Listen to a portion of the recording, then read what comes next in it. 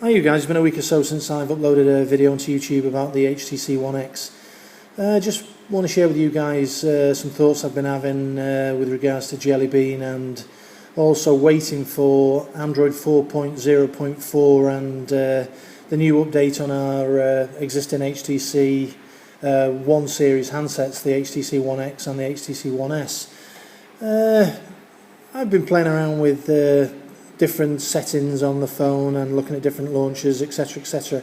I'm still pretty much happy with the Apex launcher that I've got set up at the moment on this. Looking at the videos that are out at the moment showing the new JellyBean that's coming out with the Butter project or Butter Smooth project, to be honest, on the handsets that we've got at the moment with the quad-core processors, these handsets are sort of basically ironing out any sort of lag, stutter or problems that we would normally associate with ice cream sandwich on, say, dual core or single core processor phones. Certainly the upgrade to JellyBean that they're talking about for the Galaxy Nexus, for instance, and maybe older handsets, it's going to iron out a great deal of bugs within the system and slowdowns, etc, etc, that have been noticed, and that will surely bring those handsets up to the level of the HTC One X and the Galaxy S3. Now I say the HTC One X purely because this phone, the HTC One X, has got the capability to run butter smooth, and as smooth certainly as the Samsung Galaxy S3. The problem that we've got on this particular handset is Sense. Now I've had plenty of HTC handsets over the years, all running Sense, and most of them have been fine, they've worked okay, it's a good overlay, lots of interesting features. But on this particular iteration that they've given us at the moment, Sense has severely crippled the HTC One series, in as much as all the widgets that they've got on the screens are in a 3D layered configuration. By 3D layered, I mean that when you go, I'll go to the stock browser in a minute, when you go to the stock browser and you open the weather widget, for instance, like this, and you transition from one screen to the next in the cube effect that it's got, as it turns sideways you can actually see behind the cloud and the sun, and also behind the background. This is the 3D layer effect that's actually slowing Sense down.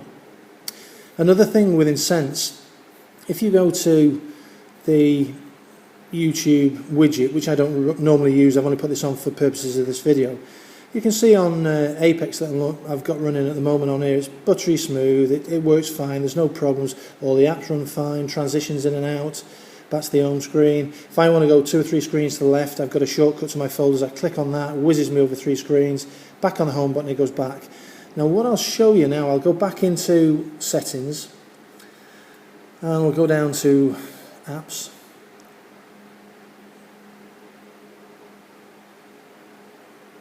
And then we'll scroll down to Apex Launcher, and I'll take away the default setting because I've got this set as my default browser at the moment. So if we go down to clear defaults, and that'll give us the option to use the stock HTC Sense or the Apex Launcher.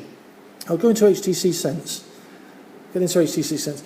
First off, looking at HTC Sense, once you pick a One X up, certainly if you've not used Sense before, it's quite a nice interface. You go across. Okay, it doesn't do the full barrel scroll right the way around, so you've got to go, unlike earlier versions of Sense 3.5 where you can continuously scroll, and same as on Apex where you can keep going.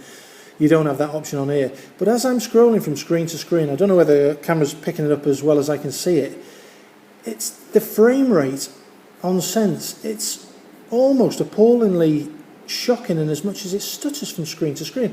For most people using it, they'll say, yeah, it scrolls okay, it goes from screen to screen. But looking at the new JellyBean and the Butter Smooth project they've got on there, the Galaxy S3 with its very smooth interface, coming across the HTC series, the One series, and it's just like a step backwards.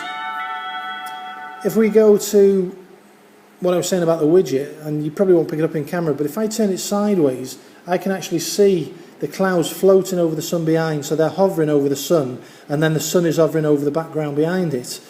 Another thing, if I go to, we were looking at the YouTube widget, we'll go to the YouTube widget, and I'll start scrolling on this. And straight away, you'll see that it's jumped, a whole jump down the screen. And don't jump back, there we go, it's jumped up the screen and it's open widgets. Now, in my eyes, for some reason, and it's doing it again, it's jumping, it's jumped down the screen, and I'm only trying to scroll. The screen is very, very sensitive, so if you're scrolling across screens and you actually catch something as you're scrolling, say that play, for instance, in HTC Sense, it'll just start playing the app and playing the song. Now, looking at this widget, to actually get this widget to move around the screen, okay, I can do this, and it's jumped a few screens. I'm only scrolling downwards, but if I scroll down the screen, it's jumped a whole place. Now, to actually physically get that widget to move around the screen, I've got a long press on it, and I've got to wait about 2 or 3 seconds before it becomes active to move on the screen.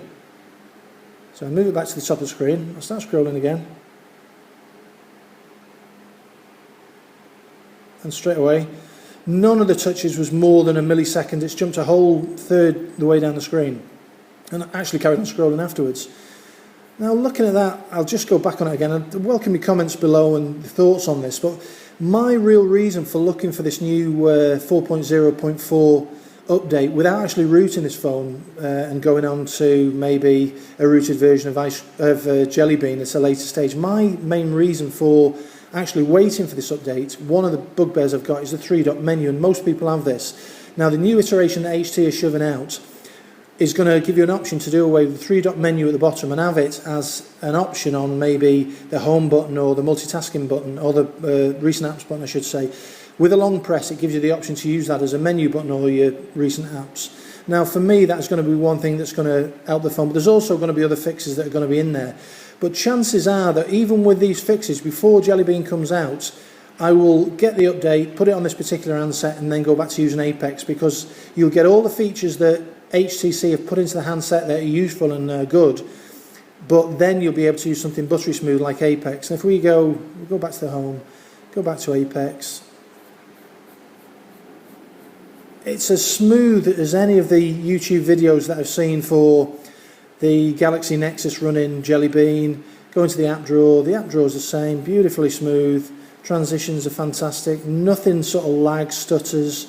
If we go back home, we'll set that as my default launcher, and we go back to the YouTube again, and I start scrolling through here. There's no way this is going to jump or go down the screen. The whole system is buttery smooth. And the reason it's so buttery smooth is because we've got this quad-core processor with the companion core that helps with the battery.